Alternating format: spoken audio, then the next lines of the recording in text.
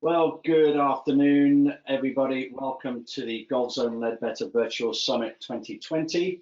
And today's discussion all around inspiring girls to play golf and to basically protect the women's game into the future.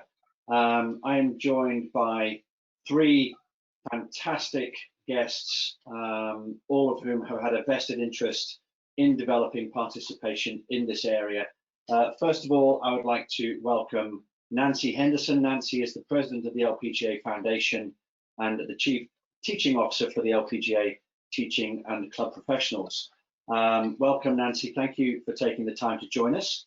Next up, we have Mary-Lee Cobick, and Mary-Lee is the vice president of the LPGA Foundation and has many awards and accolades to her professional coaching career. Most notably the 2016 LPGA National Professional of the Year. So Mary-Lee, thank you for joining us today.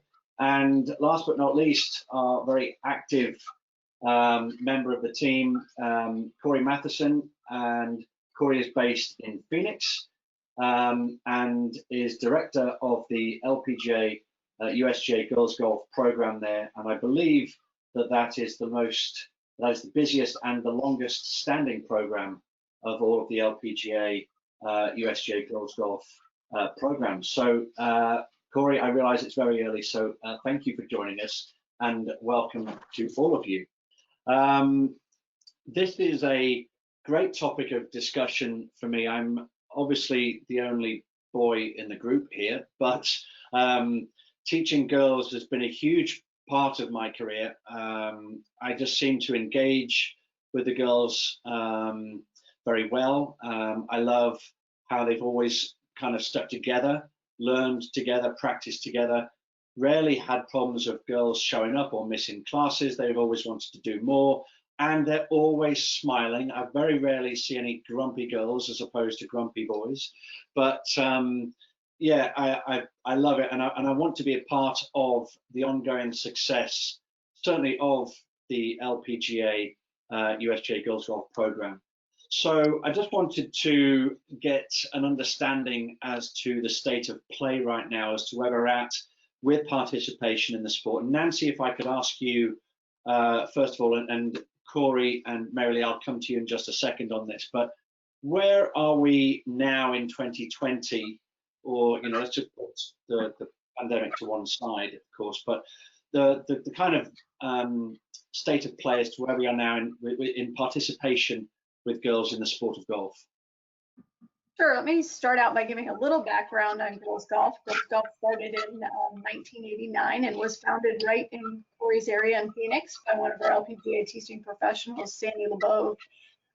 We, over the last few years, actually 10 years, have seen tremendous growth with our girls golf program. We went from 5,000 girls in 2010 to we'll have about 90,000 girls engaged at the end of this year. So tremendous growth of our program. We also have seen that shift in the overall junior golf makeup. So for about 100 years, girls were about 15% of all juniors. The National Golf Foundation just last year said that number is now 36%, so more than 1/3 of all juniors who are playing the game are girls. So incredible growth. Obviously, 2020 has been a different year for all of us. We started out engaging our girls golf programs online when our country and the world kind of shut down. And then we worked on back to play guidelines so that we knew when our site directors wanted to get that back to playing, that we provided a roadmap so that they can do that safely and engaging their girls. Currently, about 1/3 of our programs are programming, so you know it's cautious in terms of group gatherings, but individual play, as you know, golf in general has been booming and participation is way up even among juniors. So it's been an interesting year that we've tried to navigate, but overall the health of our programs and the number of golfers engaging in golf is incredibly good, and that's a good sign for 2021 and beyond. Yeah, absolutely. 2021, I think, can't arrive soon enough for many people, of course. Mary-Lee, what have been your experiences to date, and what do you think of the current state of play?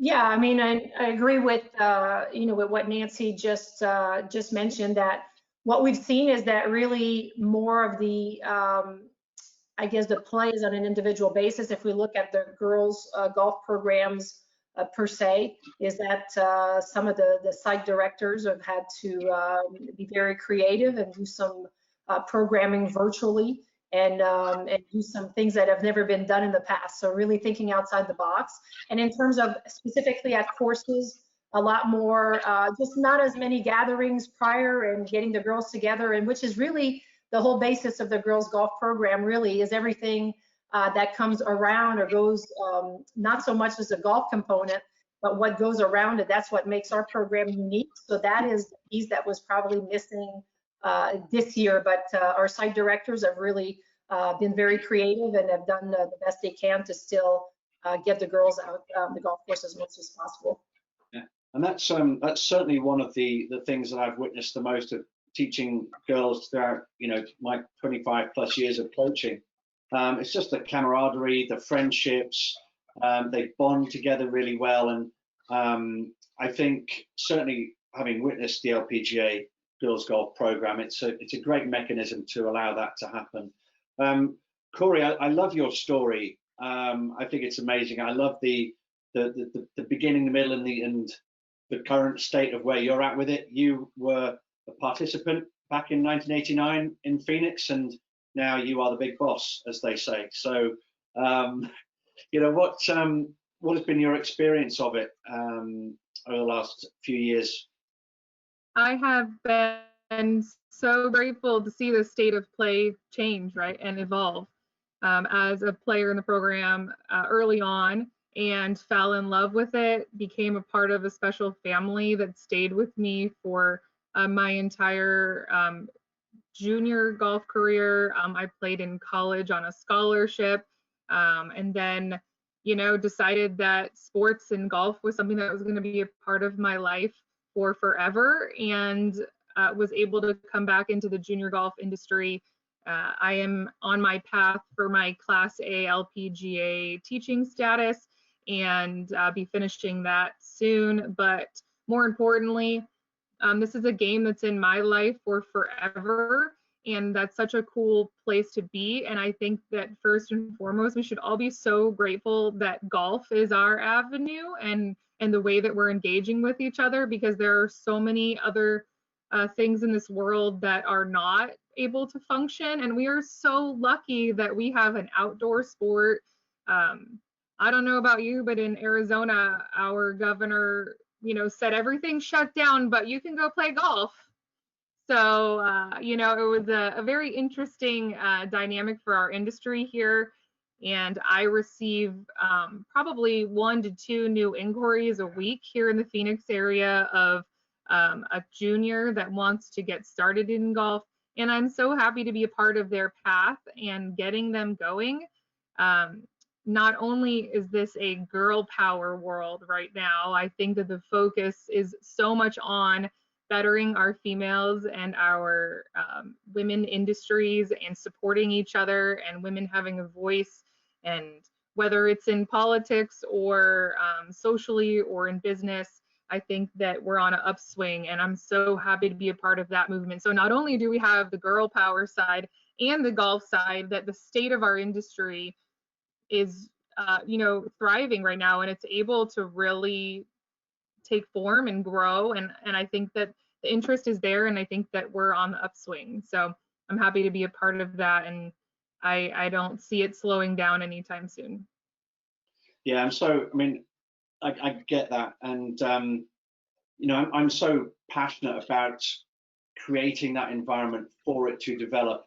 And it's less about me doing it now, more about the coaches that we work with. And all of our coaches within the Ledbetter Kids program will have access to implement the LPGA Girls Golf program. But one of the things that we talk about when our coaches go through the Ledbetter Kids certification is developing a child-centric mentality. And Cori, I wanted to ask you at this point, what it was that made you come back that second time to play golf, because I think that's really, really important. And we often ask our coaches to reflect upon that moment so that they in turn can can understand the children that they coach. Obviously, the girls are the topic that we're talking about here, but it's for all kids at the end of the day. You know, that's a question that I actually ask myself all the time, because I run a program for the girls. It's, why do they want to come? Why do they want to be here? Is this important for my schedule? Is my attention and my energy going to the right place that is going to provide them an environment or an event opportunity or something that is going to stick with them, right? So I think the most important thing about the LPGA Tour, Foundation, girls golf, what I felt when I was 12 years old to what I still feel now, is that sense of family. It's that sense of, like you're even talking about, the girls stick together. We want a safe place to be. We want an empowering place to be. We want somewhere that's going to build our confidence and that we're welcome at, no matter how good we are or, you know, our level of play. So as long as it's really welcoming and I can see my friends and I can have a good time, but then also build on my competitive ability and my skills at the same exact time, sometimes without them even knowing that they're doing that work, because that can be the hard work. But it's that sense of family, and I think that that's what girls golf brings. I like to view it as like a special club that they're in. And you know, I have girls that come from my program all over the valley, which is unique.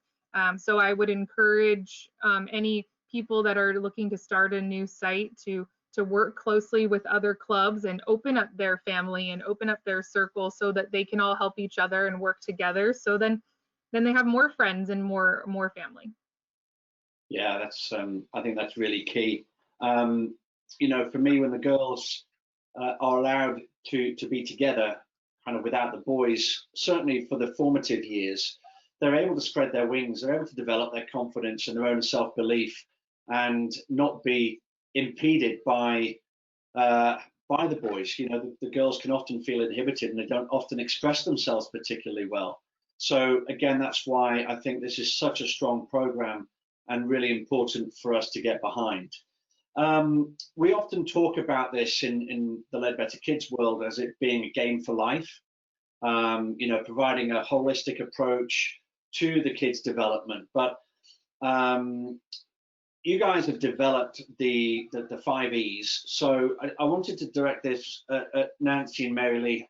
The 5 E's, I understand what they are, of course, but how have they evolved over the years? Was it something that took a while to bring together, or was it something that was easily identifiable at the time you were looking to implement something like that? Well, I think you hit on it. We knew, you know, from when girls golf started back in 1989, the whole premise was keeping girls with other girls. We found that safe environment was a great place for girls to grow. We also knew that it was about more than golf. So we wanted to come up with a way to provide structure around that. So all of our 500 girls golf programs had something that they could connect with. And we also wanted that connection with the LPGA Tour. So those 5 E's not only represent life skills that we think are important to girls, but also an LPGA Tour ambassador that represents that particular E. So it helps us with our programming. If it's an Empower Day, you learn about Brittany Lincecum and how far she hits the ball and what's important to her. You might have a driving lesson about how to improve your own distance. And then we tie in hitting a water balloon and feeling empowered that you have the power to do that. So they learn about all those things in a really fun environment, all wrapped around golf. And then we're creating fans for Brittany as well, who, by the way, is an alumni of our program.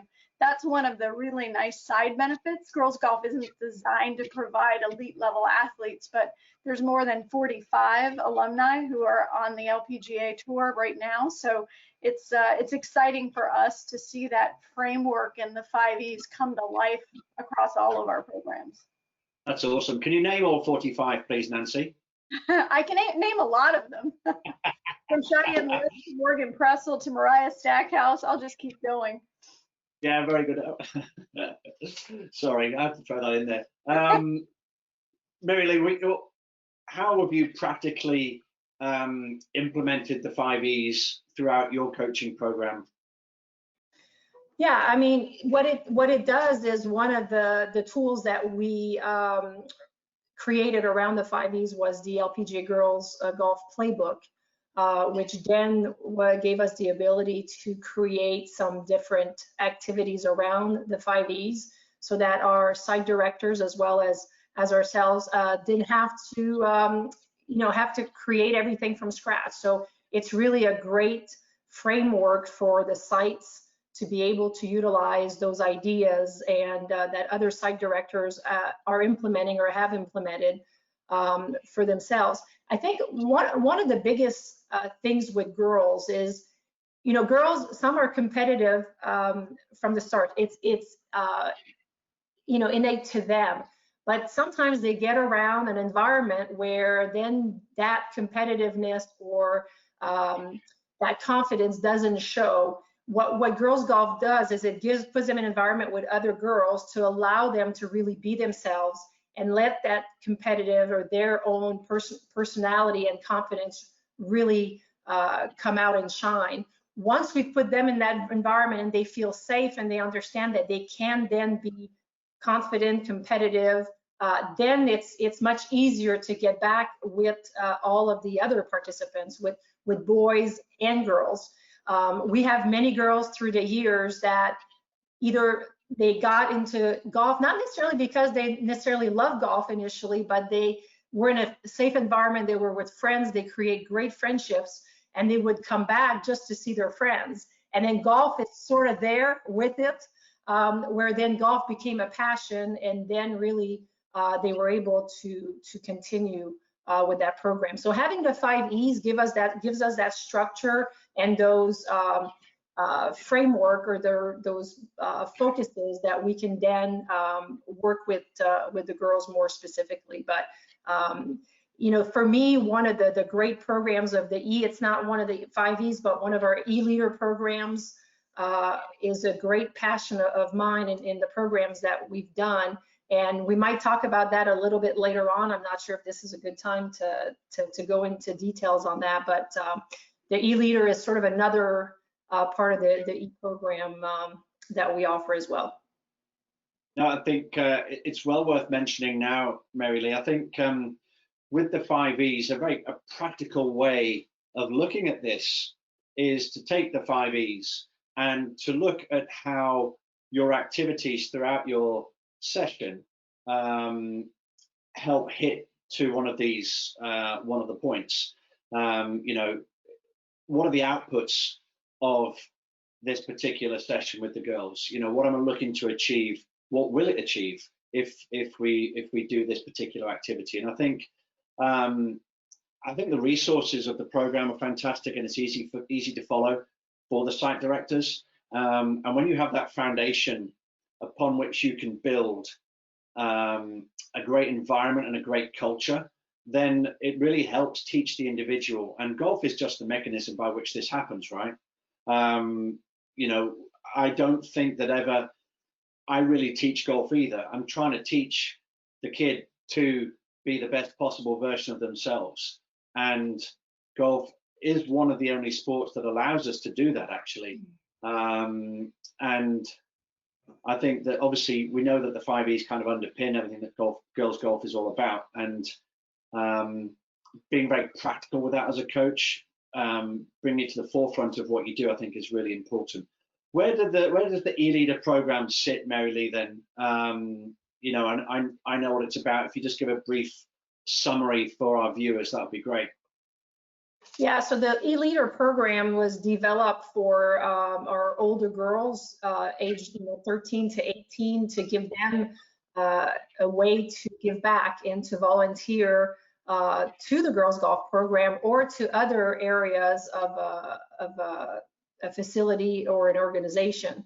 But basically, it's the girls can volunteer at 20 hours minimum in a calendar year, and then they will receive a nice little package in a letter of referral for college. As we know, volunteering is a big part today of high school requirement hours.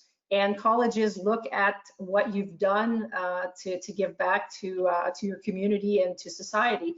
And so if you're going to volunteer and you're going to spend a lot of time, why not do it with your passion and what you like to do? So what I love about that program is, one, it assists the site directors to give them some support leaders. So you know, we have to do photography and data entry and marketing and website updates, and we have to set up clinics, and we have to have mentors for the younger girls that are potentially to be with them during an activity. There's fundraising. There's so many different ways that we as leaders and site directors need support. So giving that opportunity to our young girls to help us. What I have found really great through the e-leader program is many of our girls have found their passion in life through that program. So they found that they really love to do events, and so they really then oriented their career into event management, or they found out that they really like technology and they went into more of into a tech field. And so that program is really a win overall. Many of our girls, sometimes maybe golf, they ended up going into another sport or into another area, but they still came back to volunteer with the girls golf program. And that is really the neat piece to what girls golf offers. Yeah, I love it. Absolutely love it, because one of the outputs for Ledbetter Kids, we specifically focus Ledbetter Kids for 5 to 12-year-olds.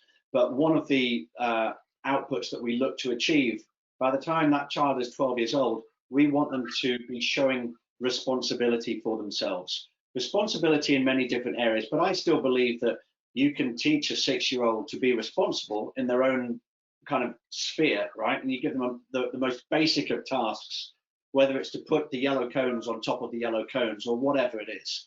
But where the e-leader program really comes in is putting all of those areas of responsibility that the girls will have learned up to that point really to the test and in a practical situation. And it just further gives them the opportunity to develop themselves. And I absolutely love it. And we're empowering them and giving them the tools, creating that environment where they can grow and absolutely thrive. And, you know, I love what you said there, where, you know, these girls might not go into golf later down the road, but because we are allowing them to engage, I guess, personally with other kids or to mentor other kids, it gives them the confidence to be able to develop in other areas as well. And for me, I think that's absolutely fantastic. Cool. I just want to move on to the next topic. I'm conscious that we could talk for hours on this topic. And just to anyone watching, please, we'll have a little time at the end where we'll answer some of your questions. So if you want to ask a question, just type it in the message box on the side. But I just wanted to address potentially some of the guys that are watching here, and I wanted to get your take on it, all three of you, please, on what we feel the differences are between coaching girls, coaching boys, and then coaching girls from a guy's perspective, what your kind of view is on that. Cori, why don't you start that off? Well, I was lucky to sit in some big training seminars a few years ago, and we were presenting about the girls golf and the state of girls golf, and a gentleman stood up in the back and very boldly asked, why do we need girls golf when all we want is to be equal and be the same, and why are we segregating the girls? And I thought that that was a very interesting question, because we're on this push for equality. We're on this push for, you know, as adults in our future for, you know, whether it's salary pay or whatnot. And as a child and as a female child, unfortunately in our game, we are still not equal. And as Nancy spoke about earlier, we're at a 36% of junior golf, which is up. 36% are females, and that was recorded a couple of years ago in junior world, and it's not equal yet.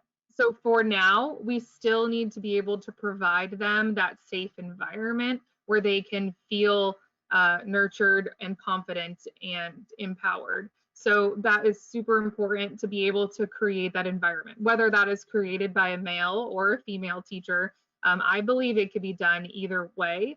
I do think it is very important for the girls to have strong female leaders with it. I mean, that's what we're all about. So if you are leading a facility or a program where you don't necessarily have that, that e-leader program would be an excellent way to engage those older girls and get them leading. And maybe that's sort of that boost of confidence that that male instructor might need. Like, this is my friend and I have been helping her and she wants to help you, and we're a team and we're the same and we want you to be confident. What can I do for you?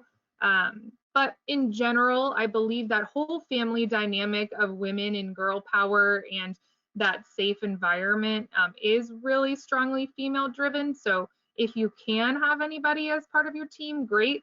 If not, I would highly encourage you to kind of tune into those girl senses. You know, what do they want to do? They want to sit around and they want to chat about what happened today on the golf course, not about their score. They want to talk about, you know, their mental game, all that other component of your teaching. So I think just kind of tap into that girl power. I joke that I take this sort of man's world, because it is still a big man's world, and I sprinkle pink glitter everywhere. Now, I'm not saying you have to like pink or have pink, but it's about creating that bold, fun, engaging environment. And if you can kind of tap into that, then I think that the girls will be on board and feel like they're welcome and safe. That's great advice. And I think some guys will be gifted with the ability to kind of just plunge right into that environment. But I asked the question because I know it's a problem for some guys. They will feel that they're unable to relate to the girls. But I take your point about boys and girls and the differences and the inequality that still exists. And boys are very overpowering. And you know, the need to separate them out, I think, is really important, so that you allow the girls the space to be able to grow in confidence and their own self-belief. Nancy, Mary-Lee, what do you think about that?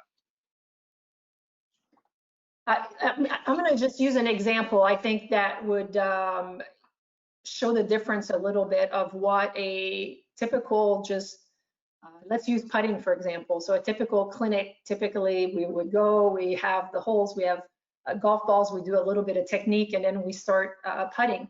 The difference with girls golf is, for example, before you go out and start talking drills and putting, you might do a session of decorating the golf balls. So you might bring some pens and start having some crafts. And so the girls are having fun, creativity, friendships are built, and they're building they're creating those golf balls. And then we go putt with those golf balls and work on the technique as well. Another example, we bring crafts, we bring paper, pens, we say, okay, you're going to design a golf hole, and you know, with paper and pen, we spend a little bit of time there. Again, creativity, time, fun, friendships, and then we go putt. Third example, you throw in some cones, some string, some sticks, alignment sticks, anything on the putting green, and you pair them up in groups of 2 or 3 and say, okay, now you go design a golf hole or a putting hole, where they then are having fun, creativity, and then we go putt and do a little contest and do some techniques around it. So it's just adding that second element of fun, friendship, creativity that then gets the girls to want to come back. It's not just putting them on the putting green automatically. So that's, and again, everyone can do that. It's just thinking a little bit about, you know, that second layer that we want to create outside of just the golf swing or the skills. Yeah, and the only thing I might add to that is, you know, and I agree with everything that's been said, some of our best site directors are men. And, you know, Cori hit on it. If you have some female role models, that's helpful. But what we've done, because it can be intimidating, not everybody's comfortable in that all-girl space. A lot of men will initially say, wait, I'm not sure I can handle that. We've created what we call girls golf experiences, and it's basically a girls golf day in a box, so that you can have an already programmed 2-hour kind of clinic that we give you the guidelines, we give you the direction. You basically just have to follow the roadmap.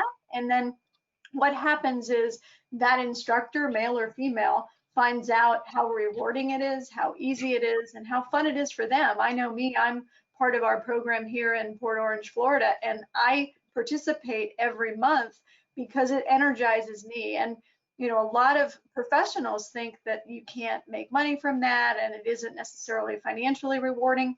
It can be both financially rewarding and incredibly satisfying to see the impact that you're having on those girls. That impact is what keeps you going. And I think having that kind of turnkey event where someone says, yes, I'll give it a try, it's amazing how many not only try it, but then say, I can do this long term. So, you know, I would encourage anyone that's thinking about it to try one of those experiences and see what it can, the impact you can make. Yeah, it's a great set of resources, is for sure. I had a great experience early this year when I was out at Champions Gate coaching with Melissa, who does a phenomenal job for girls golf, and I thoroughly enjoyed working with her and learned so much from her as well. But when I left in the middle of March, the girls had brought me a cake to say thank you. It was green and pink with white frosting, and it was particularly tasty. Even the fourth piece of cake was particularly tasty. And they'd all made me a homemade card and stuff like that. And you know what? The thing that really gets me with teaching girls is that I feel so much more valued because they express that, and that makes me as a coach give more back. And it's a two-way thing. When you know you're valued, you put more of your time in and you love more of what you do, right? So it means you have to be fully engaged and invested in it and go headfirst into it to begin with. But the rewards from it in the end they go beyond the financial rewards, of course. But you can, I think, as you said, Nancy, this doesn't have to be a program that you do on the side.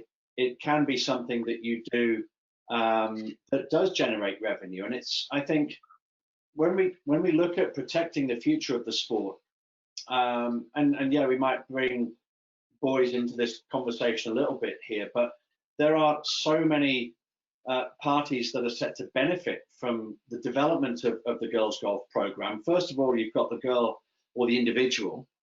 You then have the coach, as I just described. You've got the club that's going to benefit. The game of golf is going to benefit, and of course, the community is going to benefit.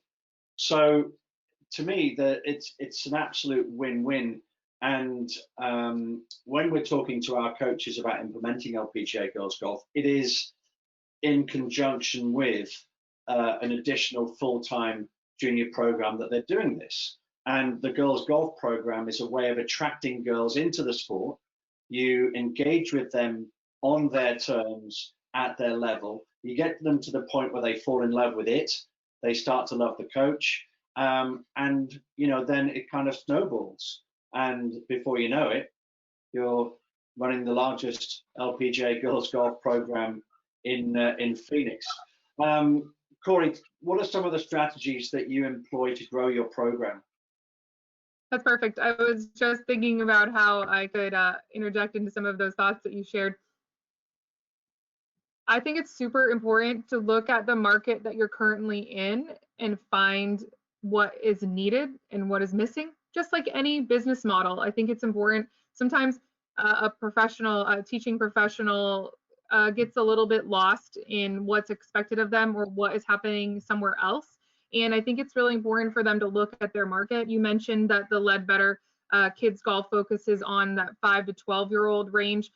Girls golf, the curriculum is suggested, I believe, 7 and up, but really I think it's about your market. My average age, so I have 250 active paid members girls just in this Phoenix area. That's in like the valley. And I'm very lucky because I kind of go all over the valley. My model, my format, what works for me in my valley might not work for your area. So I think it's important to kind of look at where that need is. You know, look at the local tournaments that are hosted, whether it's through your state association, whether it's through US Kids or some of the other tours that might be in your area. And do they have those girls? Are they missing those girls? Do they have a lot of older girls? Where are the little girls? So out of my 250 members, my average age is 10 right now. So my girls are younger. I'm kind of getting that early, the early stages of them. Now, I also would say that as they get older, they get more competitive, right? So they're going to start playing more. If golf is in their life, they're going to start playing tours or, you know, junior stuff in your area. So you might lose them for some of the more developmental things. So I think just kind of look at your market, do some research. Like I said, build your family, connect with the people around you, and then find what that need is. So then you can open up those doors for the girls in your area. I think the cool part about golf is that, especially right now, and all of these phone calls and messages I've been getting, is that the family might not necessarily be involved in golf already. With this global pandemic, golf is something that they've kind of flagged as okay. So parents are seeking resources right now for things that their children can do safely. I'm a mom of 3 girls, ages 7, 9, and 11. I'm right in that world. Yeah, I know, it's a girl world. How do you only have girls?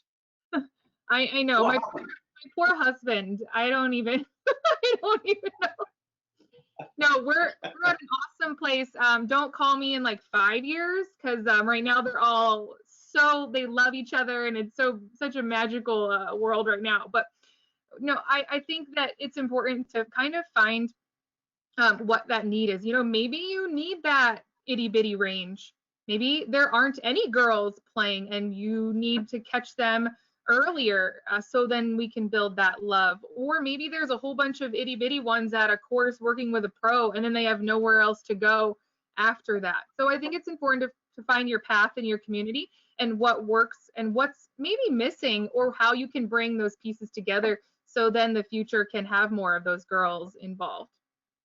Yeah, that's great advice. Mary-Lee, where does the girls golf program sit within your kind of structure where you teach?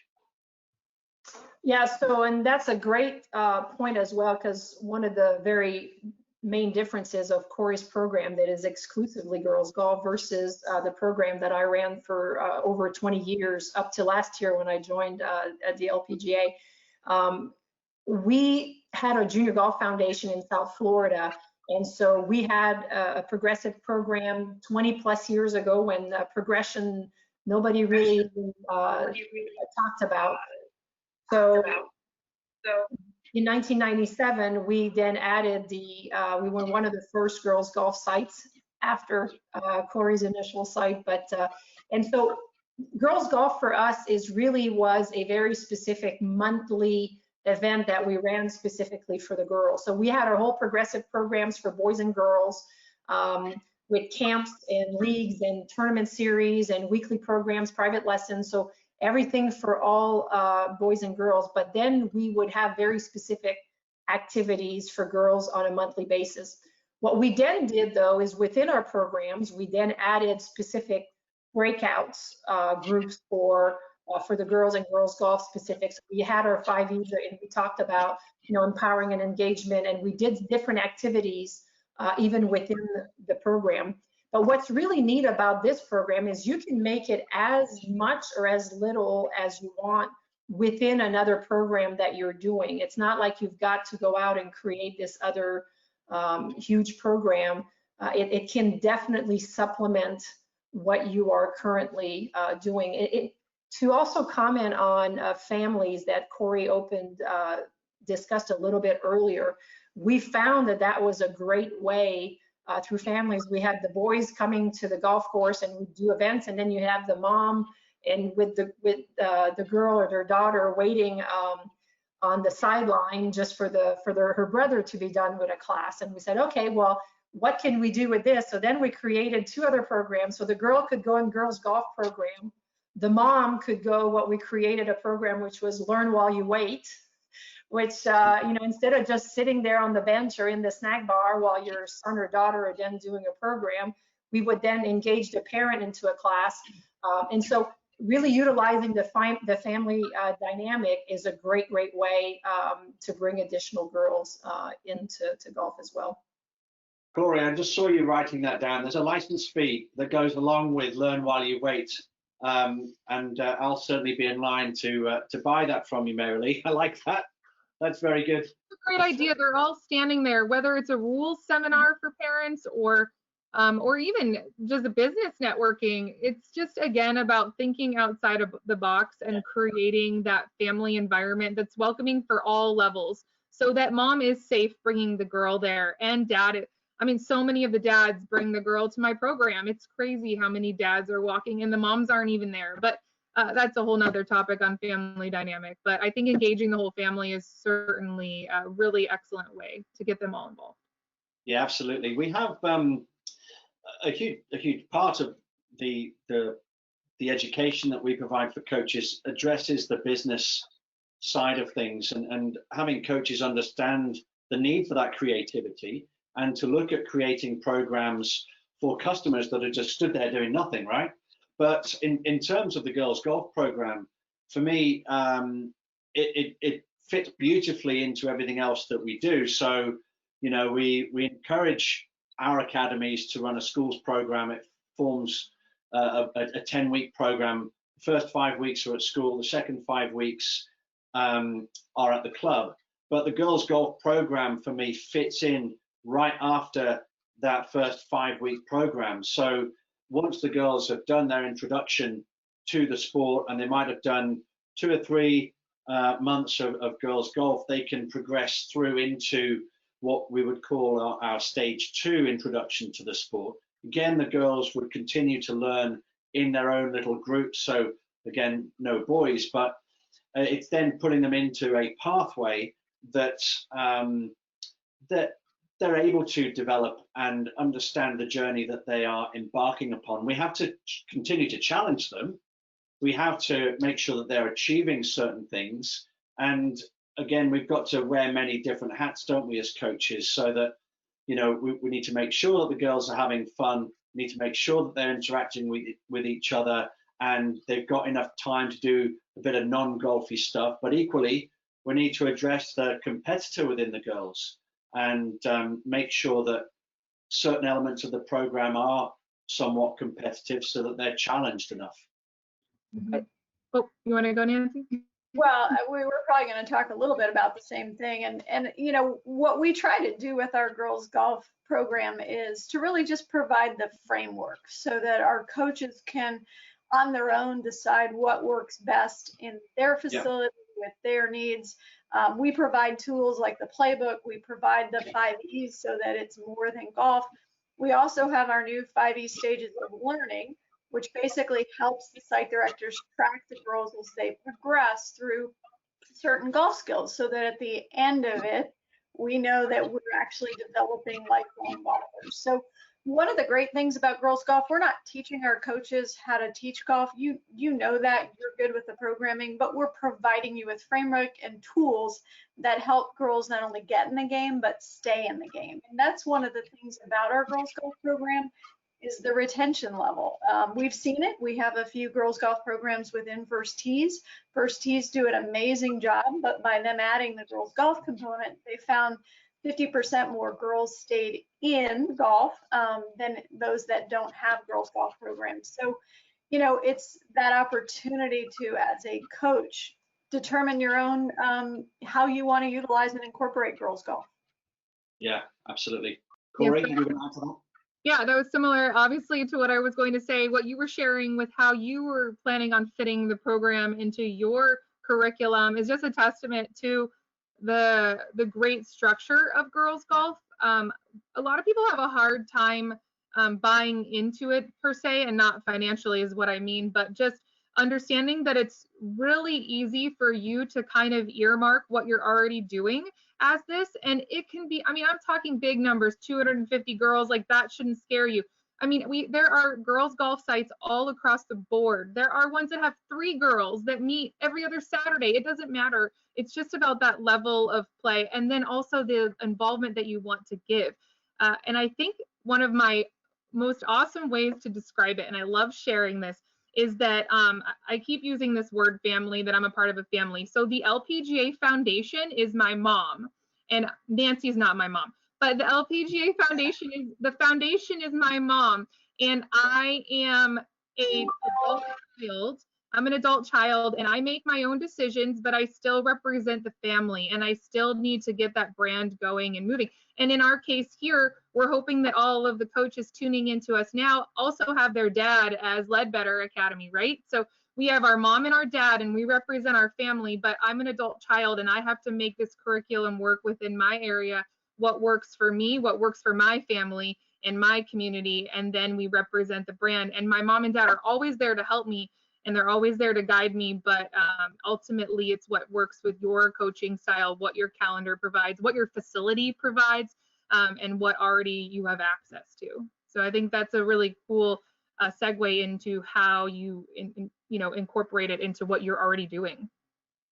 Yeah, and it's a phenomenal foundation upon which you can build your academy, right? To know you've got all these resources, and the fact that it's so versatile, and you can mold it and shape it to make sure that all the different elements of what you do actually fit. So no, I love that. So anybody watching, now's the time. If you want to ask us some questions, feel free to fire those away into the chat box. I've got one more point just to raise. I'm actually going to start back with you, Cori, and your education. How have you, you say you're just about to complete your LPGA certification. What has been your educational journey throughout your relationship with your business in Phoenix? So obviously I gained so much knowledge and instruction from girls golf growing up, and building sort of that core of what I wanted to be and what I wanted to do. When I was 12 years old, I told the lady running the program that I wanted her job someday. So that became a part of my journey. She was the that was the coach that was the reference on my resume. That was the relationship that I kept intact. And then I played competitively here in the local Phoenix area. I am very blessed to be a part of a community where golf is extremely strong, and I don't necessarily need to travel outside of my state. A lot of the juniors do, but I did not at the time. I played high school golf here, and I was able to get a scholarship for golf, which I know any parents listening, that makes them very excited.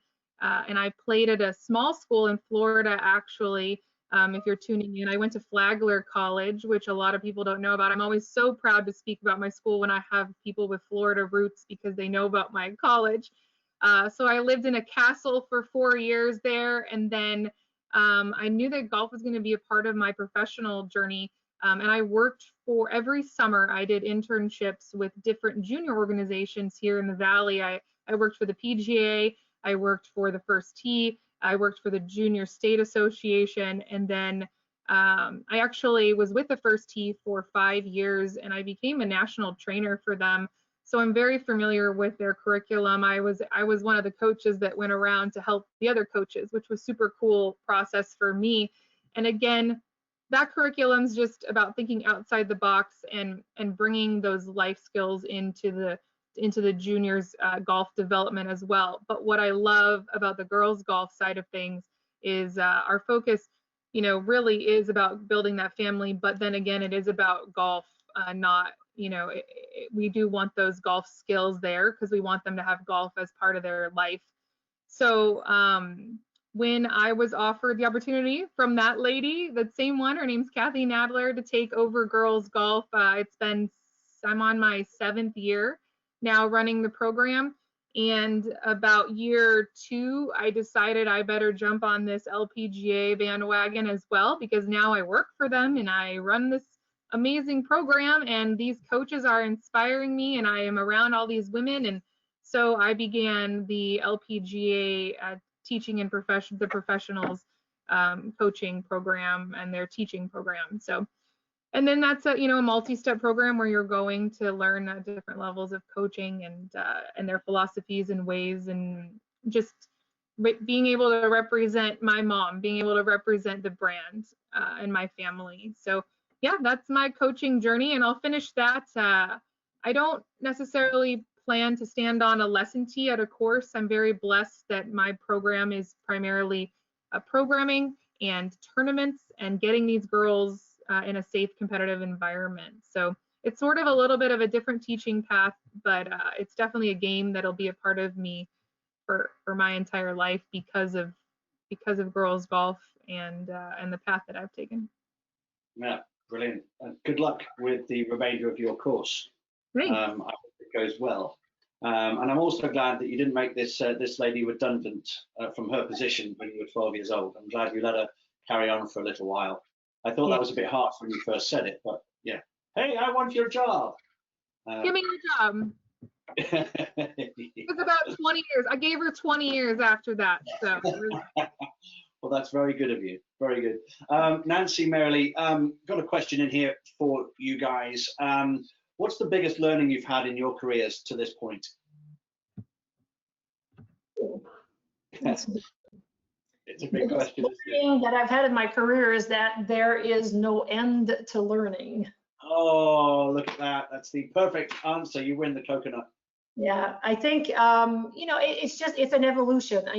Cori started in the program. I started completely opposite, where there were no girls at all. I come from a town about 7 hours north of Montreal. Our summers are about 3.5 months a year.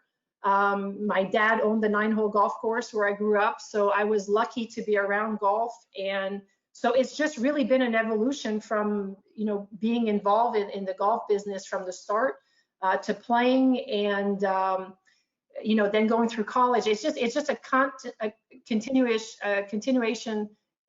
continual learning.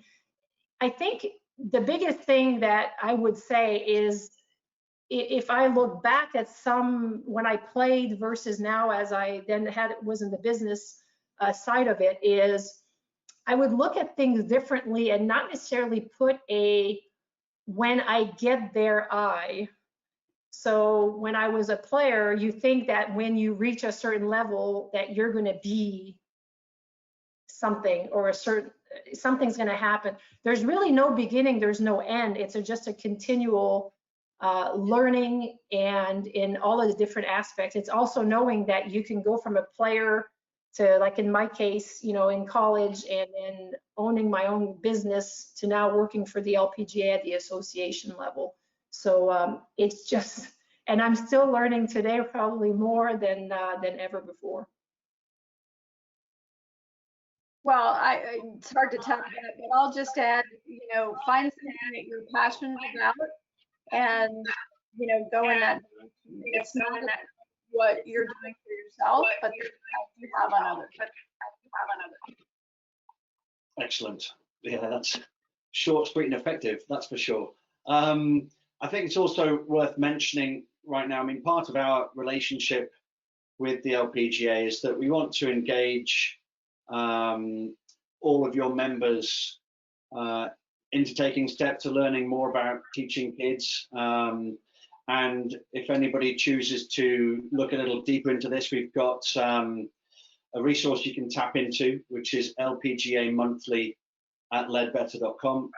And we'll just pop that in the chat box as well, so you can log on to it, and you can go through any courses of learning, or indeed the Ledbetter Kids certification.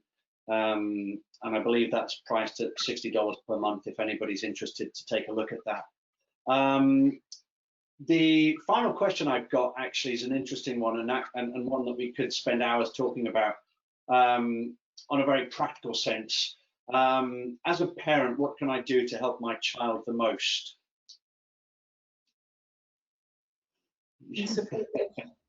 Yeah, that's, From my opinion, one of the things that I always appreciated from my parents is that they basically allowed me and gave me all the opportunities, and they supported me, but they never wanted it more than I did, in the sense that if whatever I wanted, they would do whatever they could financially or their time to support me and help me in that area.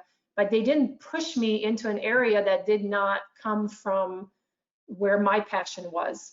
And I think that's the biggest thing. So many in Cori, and I mean, we've seen it so many times where the parents that want more than the child actually pushes the child away from the sport, because the child just say the moment they have an opportunity to get out of the sport, they will.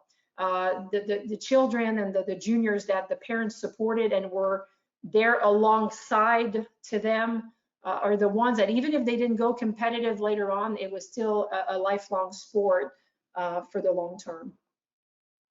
do you think, I'll come to you just a second, Cori, on that same question, but Mary-Lee, do you think that the college scholarship is a big problem in that area?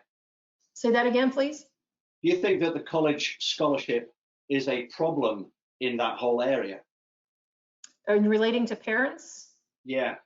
I think it has to be a conversation. I think if the parents looking at it from a financial standpoint, and that's their ultimate goal, and that's why they're pushing the child, but the child that's not really, they don't understand that piece of it. So I think it becomes a conversation. Where your passion, is this something you would want to do? Again, it's a partnership between the parent and the child. And if the child then understands that the scholarship might help their parents financially and allow them to go to college, I think then they might see it differently. The other piece to that as well is a lot of times people or juniors think they're going to college, and then that means that then they're going and they're turning pro, they're making a career of it. And that's not the case. And many times you're going to go through college to then really branch out to what you're going to do for the rest of your life. So I think that conversation is very important. If that's the goal of the parent, I think the junior needs to know, because they will see it from a different perspective. Yeah. Even if it's not their passion. Yeah, sure.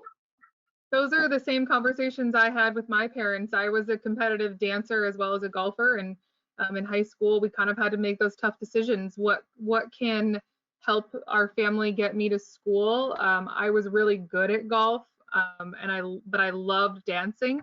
But I was good at golf because of my dance training and my body awareness. So, but I knew that I could probably get money for golf, but not for dance, because it's just a much more competitive environment. And I knew that golf would be a part of my life forever, and I knew that dance would too. So I think those hard conversations just have to come.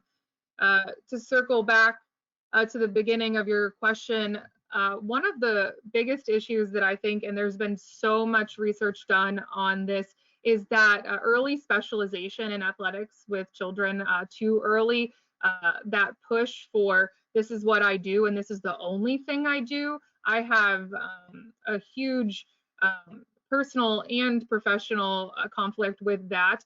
I believe that it takes a well-rounded athlete. I believe that a child doesn't establish, they don't even, we had a conversation with our school about one of my girls potentially being left-handed, and they're saying that that's not truly established until they're 7 years old. But then we see 3 to 7-year-olds, dialing in on a sport, and they're going to have that burnout. There is there are facts supporting that.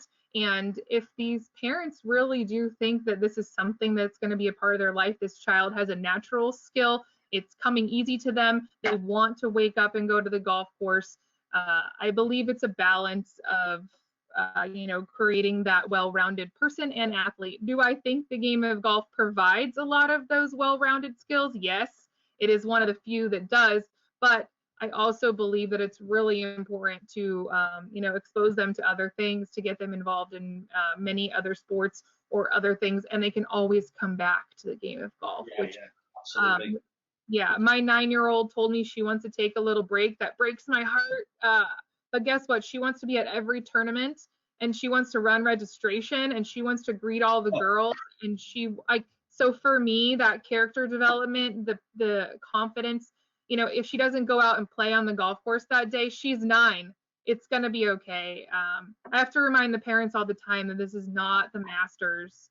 This is just us having fun, and this is the development of their life, and this, how they react to that experience is going to stick with the child more so if they made that putt or if they shot that score or whatnot. So I think just remembering at the you know, at the end of the day that we don't want to push our kids so much that they resent anything that we're doing. So, Cori, what was your 9-year-old's name? Bradley, little girl, Bradley. So Bradley is honing her skills to take Nancy's job. Is that where we're going with this? We're working on it. We'll be there. No, yeah, I mean, it's the same thing that I did. If the e-leader program existed when I was younger, you know, that's that mentor leadership ability. I mean, that was me naturally. That was how that program started, was engaging those older girls that want to help and give back. And in turn, that just creates a leader and empowers them more than you even realize. So if you're struggling with needing help, get those older girls in there and helping and involved. Yeah, and what a great way actually to, I mean, let's just face it, it's cheap labor. But I mean, you know, when your program gets to a certain point, it becomes a real problem when you don't have any help and you can't afford to hire another coach. So, you know, this is a phenomenal opportunity and something that's well worth looking at. So, ladies, our time has come to a close.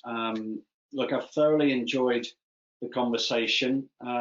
Cori, Mary-Lee, Nancy, thank you so much for dedicating an hour of your day. We'll let Cori go and get some coffee now in the beautiful warm weather of Phoenix. Cori, if you're looking for a job swap, I can hear the weather outside my window. So anytime you want to switch continents, then just let me know. We're happy to relocate. But we love the LPGA Girls Golf Program. We look forward to rolling that out across multiple new facilities over the next year. Something going to be very exciting, and you know, certainly want to keep in touch with all of you. And Cori, you're a great ambassador for it. So thank you, everybody. Really appreciate it. And for those watching at home, thank you for taking part in the Golf Zone Ledbetter Virtual Summit of 2020. Take care. Stay safe, everyone. Thank you. Bye.